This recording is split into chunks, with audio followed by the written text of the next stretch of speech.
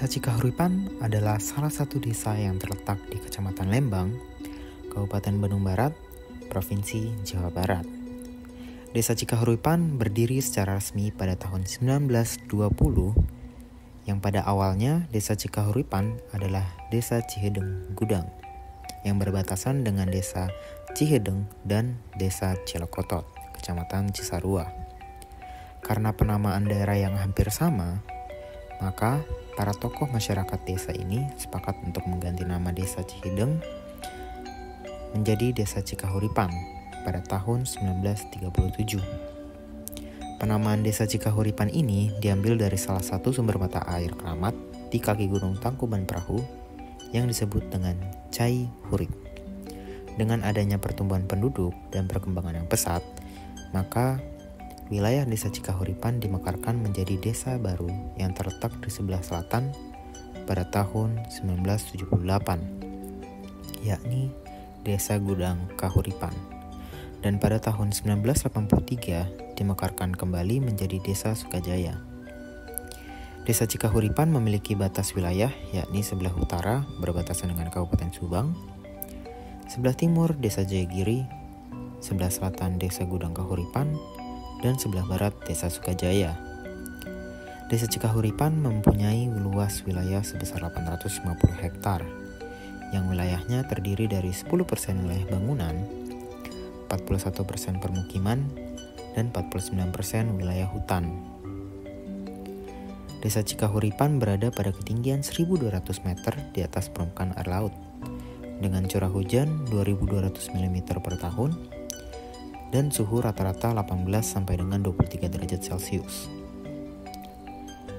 Desa Cikahuripan terdiri dari 4 dusun, 10 RW, dan 58 RT, dengan jumlah penduduk sebanyak 13 jiwa, dengan 3.922 kepala keluarga. Salah satu tantangan yang paling menonjol di Desa Cikahuripan adalah kompleksitas dan keragaman dalam penggambaran struktur ekonomi, di mana transisi agraria yang melibatkan investasi dan perampasan telah mengusir orang-orang dari tanah pertanian tanpa menyerap mereka untuk bekerja di sektor-sektor pertanian lainnya. Hal tersebut menciptakan agrarian question of labor yang melibatkan surplus populasi.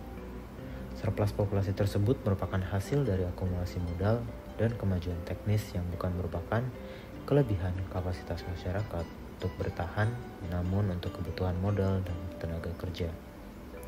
Akhirnya, para masyarakat desa ini masuk ke dalam pasar kerja dan dipekerjakan dengan upah yang di bawah UMR atau murah. Pada praktiknya, fenomena ini terjadi di Desa Cikahuripan, di mana banyaknya akuisisi tanah secara luas yang ditandai oleh para masyarakat lokal di sana yang harus menyewa lahan untuk bertani di desa mereka sendiri, dan juga investasi-investasi untuk pembukaan areal pertanian hidroponik di Desa Cikahuripan. Proses ini berlangsung secara perlahan, namun pasti, merambah ke wilayah pedesaan dan menyebabkan proses penyingkiran petani.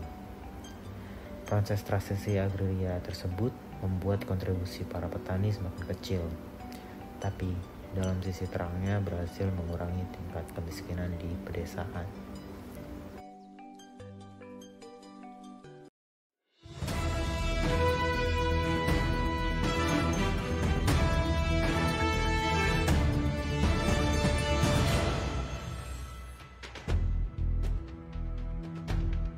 Pemirsa, kembali lagi ke PLTV.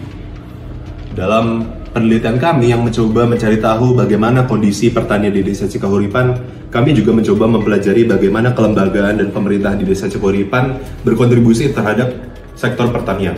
Untuk itu, kami mencoba mewawancarai salah seorang perangkat Desa Cikahuripan. Pak Yudis adalah salah seorang perangkat desa yang menjabat sebagai kasih pemerintahan di Desa Cikahuripan. Selain itu, beliau kebetulan juga merupakan salah seorang petani yang memiliki perkebunan di Desa Cikahuripan ini. Dalam penuturannya, beliau menyampaikan bahwa terdapat kolaborasi antara berbagai pihak dalam sektor pertanian di Desa Cikahuripan. Menurutnya, pemerintah desa dan pihak swasta kerap memberikan program pemberdayaan kepada para petani di Desa Cikahuripan. Salah satunya termasuk program penyuluhan pertanian hidroponik yang dilakukan oleh PT Momenta Agrikultura. PT Momenta Agrikultura merupakan salah satu pemilik perkebunan hidroponik terbesar di Indonesia atau bahkan Asia Tenggara. Perusahaan ini kerap membantu acara-acara desa serta pembangunan infrastruktur di Desa Cekuripan. Selain itu, perusahaan yang telah berdiri selama hampir 20 tahun ini juga cukup banyak menyerap tenaga kerja asli dari Desa Cekuripan. Selain itu, kami juga mencoba mempelajari bagaimana dana desa digunakan kepada sektor pertanian ini. Berdasarkan keterangannya, APBDes di Desa Cekuripan coba dialokasikan untuk penyuluhan, bimbingan teknis, hingga program ketahanan pangan terkait pertanian di Desa Cekuripan. Namun, ia sendiri memiliki keresahan terkait penggunaan dana ini. Menurutnya, dana desa untuk pertanian yang ada, ia rasa belum cukup untuk menyesuaikan kebutuhan masyarakat di Desa Cekuripan. APBDes merupakan dana yang sudah dialokasikan secara saklek oleh pemerintah kabupaten kepada masing-masing desa. APBDes yang saklek terhadap pagu anggaran dari kabupaten membuat pemerintah desa tidak dapat menyesuaikan keadaan atau juga menyesuaikan kebutuhan dana desanya terhadap kebutuhan masyarakat.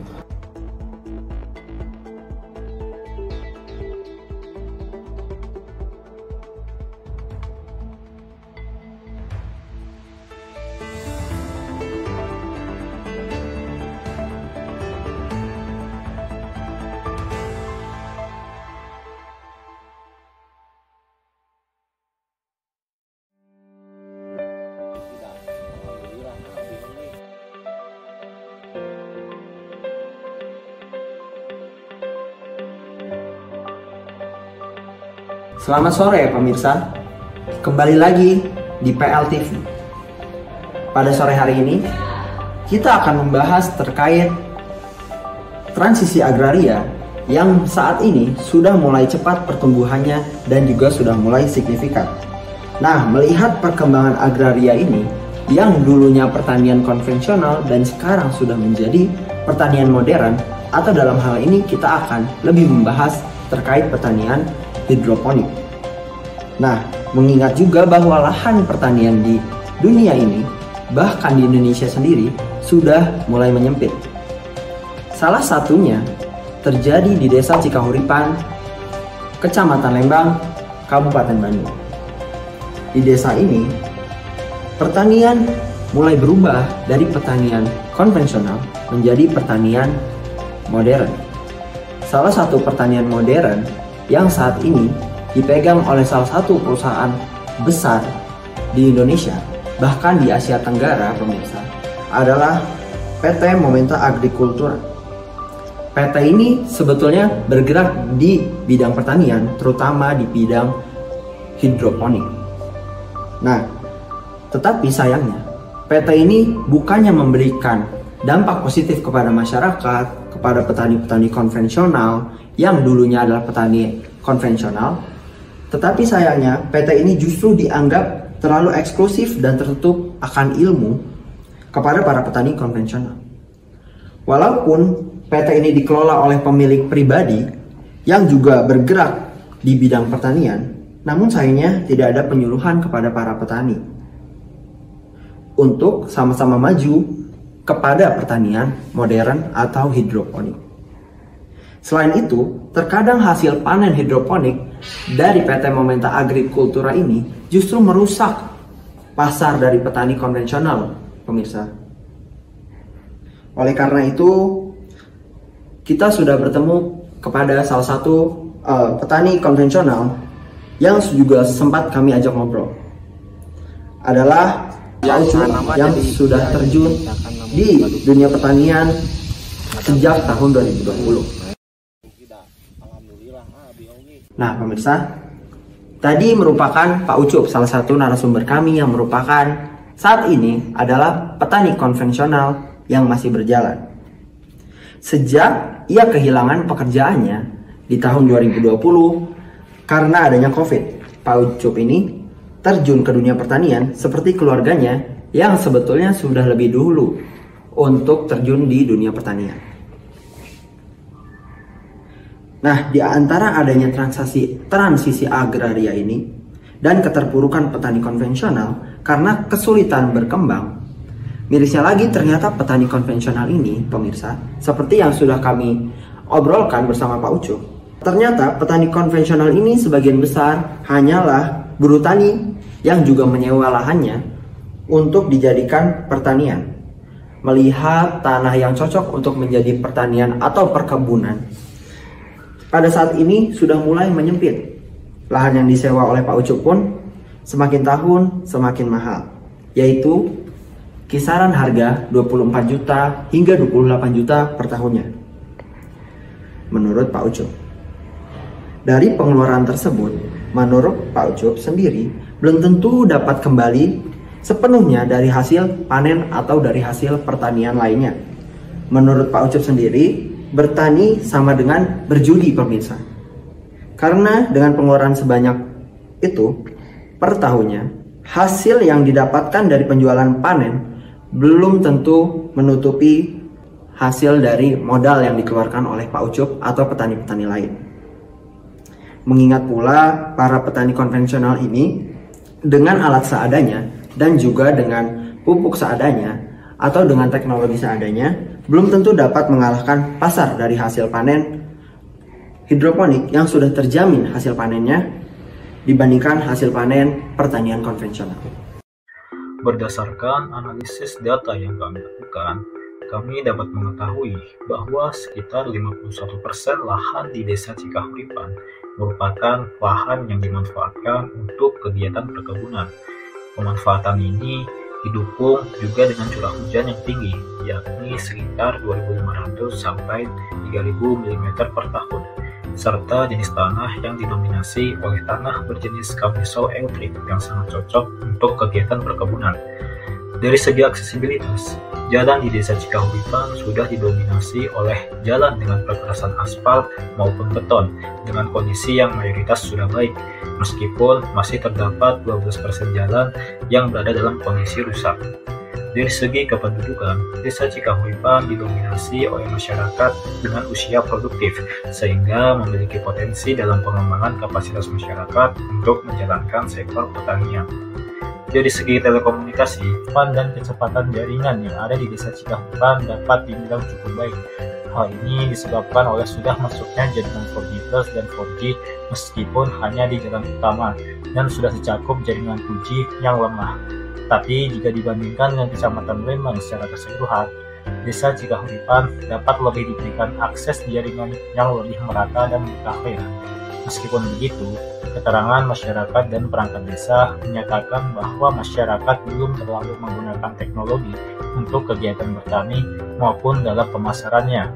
Nah, kemudian dari segi ekonomi, dari data total pendapatan serta total pengeluaran belanja desa yang diperoleh dari APB desa, dapat disimpulkan bahwa alokasi dana untuk pengembangan sektor pertanian serta subsektornya masih sangatlah terbatas.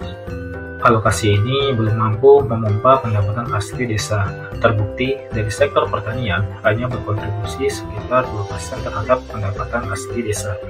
Ini menunjukkan bahwa Desa Cikahuripan belum mandiri atau masih sangat bergantung terhadap anggaran dari pemerintah. Selain itu, kepemilikan perkebunan di desa ini juga masih terkonsentrasi pada beberapa pihak, sehingga ketergantungan individu di desa ini juga masih dibilang cukup tinggi. Diperlukan pengembangan sektor pertanian yang dimulai dengan pengembangan kapasitas SDM dan perbaikan kelembagaan ekonomi yang kemudian didukung oleh aksesibilitas dan teknologi. Selamat sore pemirsa, kembali lagi di PLTV. Seperti sudah kita lihat bersama bahwa telah terjadi transisi agraria yang telah kami lihat sebelumnya, terutama di Desa Cikahuripan, Kecamatan Lembang, Kabupaten Bandung. Keterlibatan lahan pertanian dalam penyediaan pangan nasional, khususnya sayuran, menjadi sangat krusial pada saat ini. Oleh karena itu, stabilitas ekonomi, sosial, dan juga politik nasional sangat tergantung pada ketersediaan, distribusi, dan juga keterjangkauan penyediaan pertanian oleh masyarakat. Namun, terdapat beberapa isu strategis dalam upaya peningkatan produksi sayuran, termasuk alih fungsi lahan, pertanian, dan juga perkebunan yang masih terus berlanjut. Tingkat kerusakan jaringan irigasi yang cukup tinggi, perubahan iklim, dan juga kesulitan dalam penyediaan lahan untuk pencetakan perkebunan baru. Selain itu, sebagian besar sayuran diproduksi oleh petani dengan luas lahan yang sangat kecil dan juga cenderung memiliki status hanya sebagai penggarap saja. Pemirsa, dalam konteks ini, fungsi lahan pertanian memiliki peran strategis yang meliputi berbagai aspek seperti produksi biomasa untuk menyediakan pangan dan juga pakan ternak, pengaturan iklim, pengelolaan sumber daya air, penyimpanan bahan mentah, pengendalian sampah, dan juga polusi, serta menyediakan ruang kehidupan bagi manusia dan juga aktivitas sosial lain. Selain itu pemirsa, pemahaman mendalam tentang tanah sebagai sumber daya utama, lahan pertanian menjadi kunci dalam upaya peningkatan produksi pertanian.